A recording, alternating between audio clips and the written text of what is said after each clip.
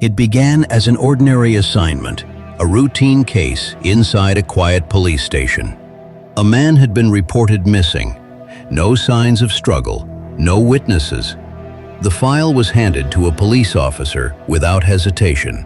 No one in the room seemed to notice anything unusual until he opened it and saw the photograph inside. The man in the image was identical to him. Not similar, not familiar, identical. He showed it to a colleague. The reaction was immediate and dismissive. The colleague claimed he had never seen the man before. To him, it was just another face. The name on the document was clear: John Reed. Every detail matched the officer perfectly, except for one thing. According to the file, John Reed had already disappeared. At first, it was something small, easy to dismiss. Personal belongings, missing from places they should have been. He asked others if anything had been moved. No one seemed to understand the question. To them, nothing had changed. Nothing was out of place. But the feeling didn't leave him. It followed him down every corridor. So he went to the records desk. Somewhere facts were supposed to stay fixed. The clerk searched carefully, page after page. Every name was there, except one. No entry, no trace, as if it had never been written at all. And for the first time, the possibility became unavoidable. He went to the one place that couldn't be wrong, his own home. Every step felt certain, every detail familiar, until the door opened and something didn't fit. The woman who answered looked at him like she had never seen him before. He spoke to her as if nothing had changed. She responded as if everything had. The house was the same, but not as he remembered it. Small differences, enough to make doubt impossible to ignore. Then came the proof, something he couldn't explain away. A life was there, just not his.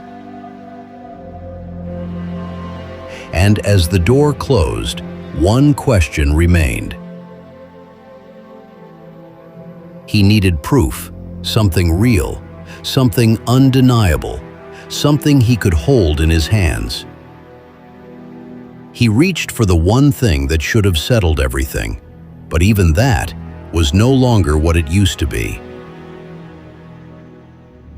The details were fading, not damaged, just gone. So he turned to other people, strangers this time.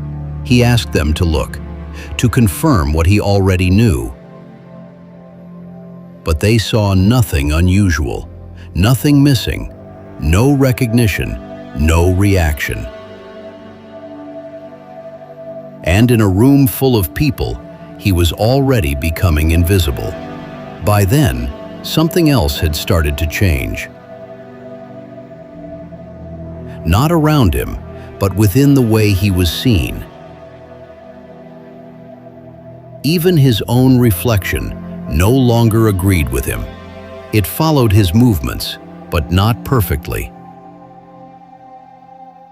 As if it belonged to someone else, trying to keep up. That's when he understood this wasn't just disappearance. Something was taking its place. And it wasn't waiting. It was already happening without him. His position, his presence, quietly replaced. He stepped forward as if something could still be stopped. The man behind the desk looked up, calm, certain, exactly where he belonged. He tried to explain, tried to force the truth into words, but the response was simple: confusion and distance. To everyone else, this was normal. Nothing was out of place. The room carried on as if the interruption meant nothing.